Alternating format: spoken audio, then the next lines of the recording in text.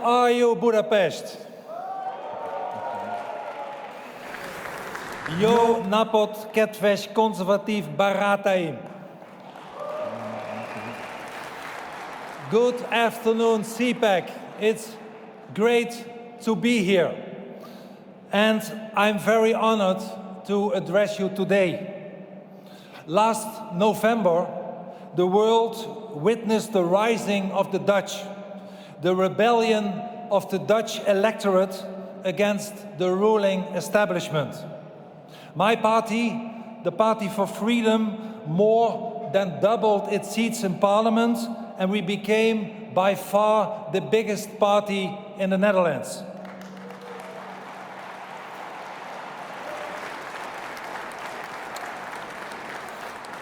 And today we are negotiating, forming a new government.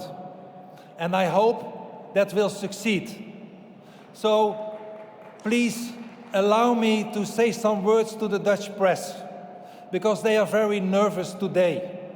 In the Dutch newspapers, opening with national newspapers, even on the 8 o'clock news and other news programs, they all say that Will Wilders kill the negotiations by speaking for Cpac today. And I have to disappoint them. I will not do that, because winning the elections, becoming the biggest party, comes along with a big responsibility. And the responsibility I have is to my country and to my people. So to the Dutch press, if you're only interested in that, please go home.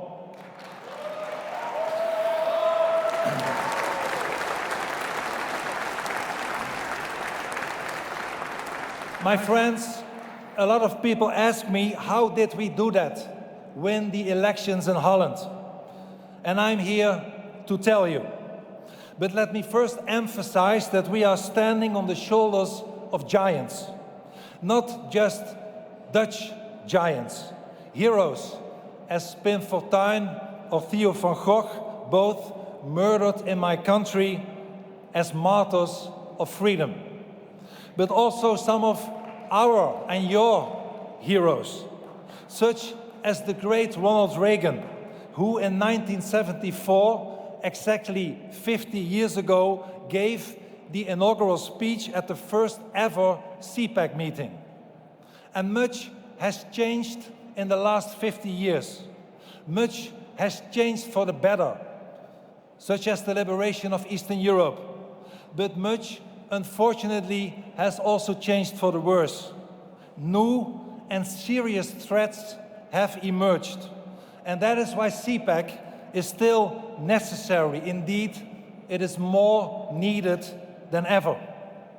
Winston Churchill, another giant of the West, once said, and I quote, "Courage is the greatest virtue because it guarantees all the rest," end of quote. And Churchill was right. Courage leads to bravery, and bravery is the prerequisite for victory. And that, my friends, is exactly why I have come to Budapest. To encourage you, to call you to bravery, to support you in your way and your route to victory. And I am extremely happy by doing so in Hungary, the country of my beloved wife Christina, and the country of my dear friend Viktor Orban, who I just met.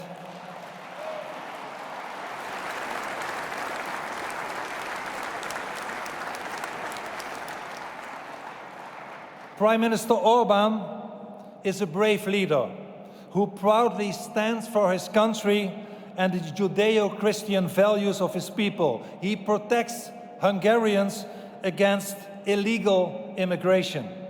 And I wish more European leaders would follow his immigration policy today.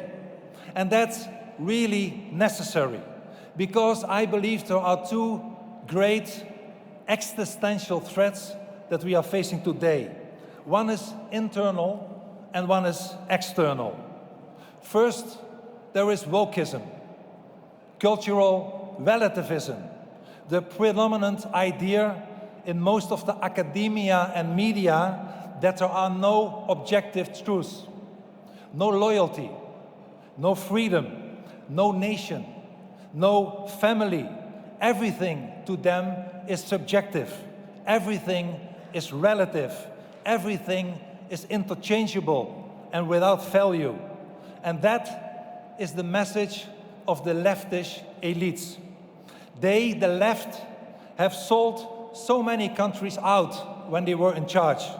They have eliminated their national sovereignty. They sometimes even wrecked its economy. They abolished its national currency. They destroyed its farmers. They ruined its middle class. They perverted the education of children. And last but not least, they have opened our borders for mass immigration and immigrants from an entirely different cultural background. And that brings me to the external threat, which is demographic.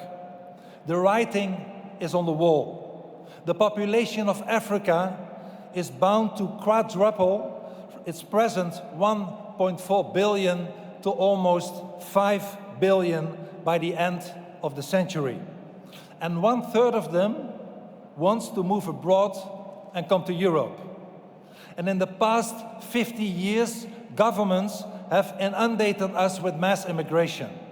Often not real refugees, but unskilled illegal immigrants and fortune seekers. Today, many of them are young, single men, not only from Africa, but also from Asia.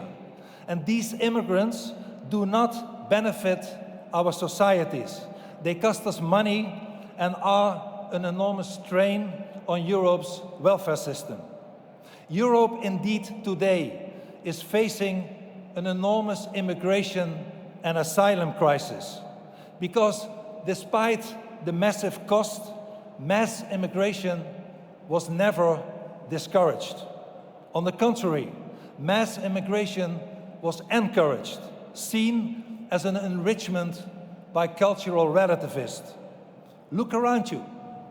But luckily, not in Budapest, but look around you in the most of Europe. There are neighborhoods that have almost become no-go zones, territories where our women and daughters are no longer safe and our Judeo-Christian values have totally disappeared. Look around you and you can see people waving the flags of Hamas and Islamic Jihad and shouting anti-Semitic messages in many European capitals after the massacre of innocent Israeli civilians on October 7 last year. And it's no surprise. The Arab Center of Research and Policy Studies shows that 67% of the Arab world consider this barbaric massacre legitimate. My friend, 2024 does not only mark the 50th anniversary of the first Cpac conference, but also the 20th year that I lost my personal freedom. 20 years ago, in 2004, I had to flee my home because Islamic fanatics put me on their death list. For 2 decades now, my wife and I have been living in army barracks, in prison cells, in government safe houses, under 24/7 police protection, only in order to stay alive. Why? The reason is that I dare to criticize Islam. Mullahs and imams have put many fatwas on my head to kill me. But we never give in to totalitarianism. We never give in to violence. We never give in to death threats. Our freedom of speech is sacred, and we never ever compromise with the truth. Never.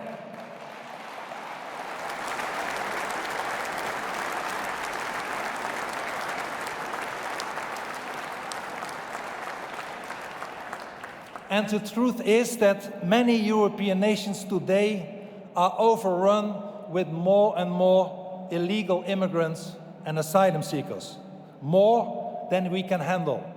So why did we allow this? Why have we not stopped it? Which people have voted for this ridiculous policy? Why did politicians all over Europe refuse to do their duty and speak out against this madness?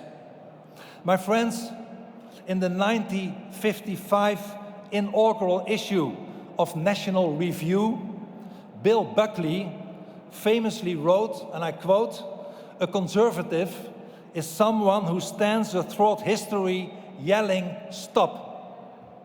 And here, my friends, we get to the heart of the matter, the explanation of the great electoral success of the Party for Freedom in the Netherlands. Unlike other parties in the Netherlands, we had the courage to stand throughout history and yell, "Stop." We dare to yell, "Stop." We have always said the truth, never stayed silent. We have stood by our people, and we always will. We have never abandoned our beliefs, and we never will. My party has always refused to follow in the mold of politicians such as the French President Macron or the former German Chancellor Merkel and many others who opened their borders, impoverishing and endangering the people and diluting Europe's Judeo-Christian and humanistic culture and civilization. We have always defended our people. We have constantly yelled stop at the bureaucrats in Brussels when they wanted more and more federalism and less of our national sovereignty. We yelled stop to the wokeness which politicians out of the West try to impose to the common people and their children. We have always yelled stop to their open border policies. And now, finally, sick and tired of being ignored, sick and tired of the trampling on their values and everything they hold dear, the Dutch people cried, enough is enough. They said stop at the elections.